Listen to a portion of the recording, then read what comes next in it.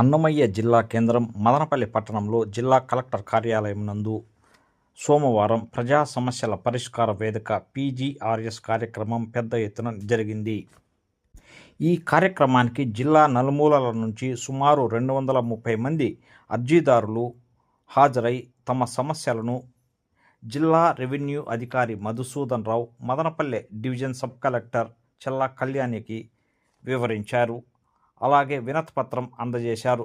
తమ సమస్యలను పరిష్కరించి న్యాయం చేయాలని విజ్ఞప్తి చేశారు.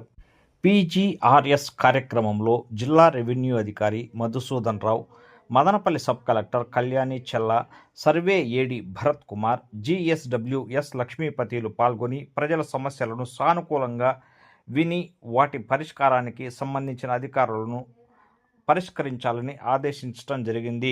అర్జీదారుల ఫిర్యాదులను సకాలంలో నాణ్యతతో బాధ్యతగా సంబంధిత అధికారులు పరిష్కరించాలని జిల్లా రెవెన్యూ అధికారి మధుసూదన్ రావు, సబ్ కలెక్టర్ చెల్లా కళ్యాణిలు ఆదేశించడం జరిగింది. పీజీఆర్ఎస్ అర్జీలపైన గ్రీవెన్స్ ఆడిట్ నిర్వహించాలని స్పష్టం చేశారు. పీజీఆర్ఎస్ ప్రజా సమస్యల పరిష్కార వేదిక ద్వారా అందిన ఫిర్యాదులను ఆలస్యం చేయకుండా సకాలంలో త్వరితగతిన పరిష్కరించి ప్రభుత్వానికి నివేదిక అందించేందుకు కృషి చేయాలని కోరారు.